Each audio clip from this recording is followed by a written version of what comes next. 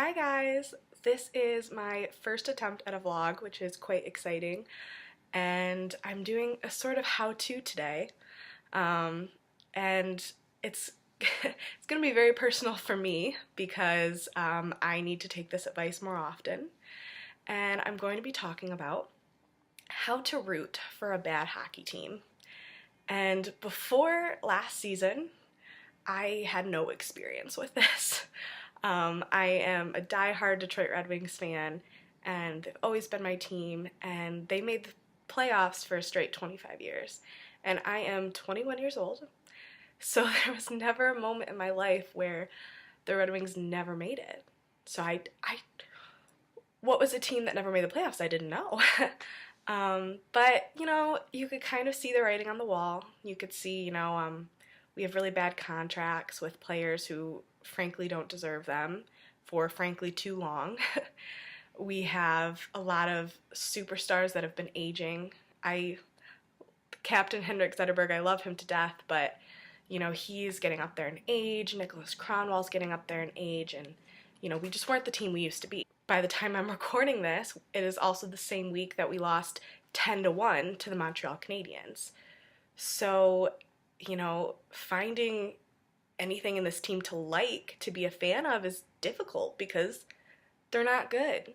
So I thought it would be really interesting to look into, how do you root for a bad team? How do you get through the tough times to, hopefully in a few years get back into contending position? But, what do you do? So I came up with 4 steps. We're going to go through these. And if you guys have any other ones, let me know. But these are the ones I found that work. So the first one is find the positives, which could be difficult. I recognize that, but I always like to think, is there one player in your team that's doing amazing? Yeah, maybe the rest of the team, isn't doing that great, but there's that one player, I'm going to make a lot of Red Wings examples just because, again, they're my team and this is what I've had to do. But Anthony Mantha has been, a resounding success. He was on our AHL team for years, and I've read so many articles that, he's not what we think he is and he's not that great, but he's been fantastic this season. I have him in my fantasy team, so I'm quite happy. But also just he's been one of the bright spots, and really all of our young guys, Dylan Larkin, Andreas Athanasiou after he signed his deal, they've all been really, really well. So, you look at our aging superstars and you go, oh gosh, I really wish it was like 5, 6, 7 years ago, but, our young guys are really carrying the team, which is, a positive. You can also look forward to a high draft pick if you're really quite bad. Shout out to all the Arizona Coyotes fans and Buffalo Sabres fans, because last time I checked, you guys are at the bottom of the division. Also Edmonton, which is crazy, and I think they're going to bounce back, but you never know. But yeah, look forward to a high draft pick if you're really that bad. I mean, the draft lottery makes it now that even if you're last in the league, you're not necessarily guaranteed the first pick. The Colorado Avalanche know that last year, poor guys, didn't get Nico Hischier as the first pick. But the Toronto Maple Leafs 2 years ago got Auston Matthews and they were the worst in the league, and then last year they made the playoffs. So you really never know. All right, number 2, this might get some people mad. Pick another team. Now, if you've read my little introductory post on my blog, you will know that I am a diehard Red Wings fan through and through, but I'm also a St. Louis Blues fan.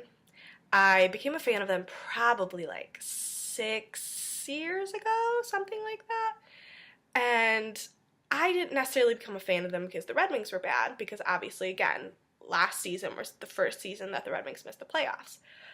But I apparently really, really like Russian players, and I really love Tarasenko, so he's the one that I kind of, sought after and really was like, oh, this Blues team is really cool, and, they were kind of, they haven't won a cup yet, and they've been in the league since '67, but, I think it's coming. I think their year, I'm getting off on a tangent, but I think their year's coming.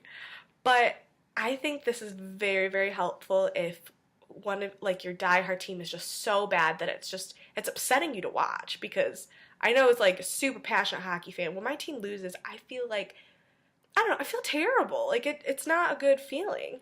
And if your team just keeps losing and losing and losing, it's not fun. And yeah, you still watch hockey because you're a hockey fan. You're not like gonna be like, oh, they're losing, I'm not gonna be a fan anymore. But sometimes you just want to watch some hockey and root for someone who's like good. So third one, which I thought was kind of witty on my part, don't give up hope, but also don't get your hopes too high. Because I know this from experience. Let's going back to the Montreal Detroit Red Wings 10-1 game. I was over a friend's house and I was like looking at the score and I was like, oh, the Red Wings are playing Montreal. Montreal's been kind of bad, so like I'm gonna turn it on. So I turn on the game and they scored twice in like the 3 minutes that I'm watching the game, and I'm like, all right. So my friend and I are like doing other stuff, and then I keep getting notifications on my phone because I turn the game off. We were doing some other things, and I just keep getting notifications, and I just see it's like 6-0, and Montreal's murdering us, and I'm like, great, fantastic. So yeah, that was not a great time, but at that point I was like, we lose 10-1, I'm done. I was so done with the season. It's like only a little bit after Thanksgiving, but I was just like, oh God, I'm just so like disheartened, like it's awful. But then we played the Winnipeg Jets, who are, I think, second.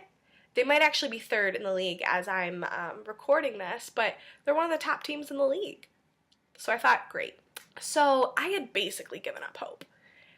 But then they won, and it looked like a good game, and they looked decent. Like, they were out shooting like crazy in every period. And they limited the Jets to like 20 shots, I think, something like that. Like, that's pretty good. And I think Jonathan Ericsson got a goal, Darren Helm got a goal, all of these people who have terrible contracts and who don't deserve them, but they were playing well. So I have a little bit of hope. I have a sliver of hope, but again, I'm not gonna get my hopes too high. So you have to remember that for your team especially too, is, don't give up on a season in November, because games are played till the spring. All right, last but not least, cheer anyway. Do it to the best of your ability. Watch a game if you want, but you don't have to. Because if your team's doing that bad, maybe sometimes you don't want to, but that's okay. But you know what? You're still gonna put on your matching lipstick or matching pocket square for guys, I don't know.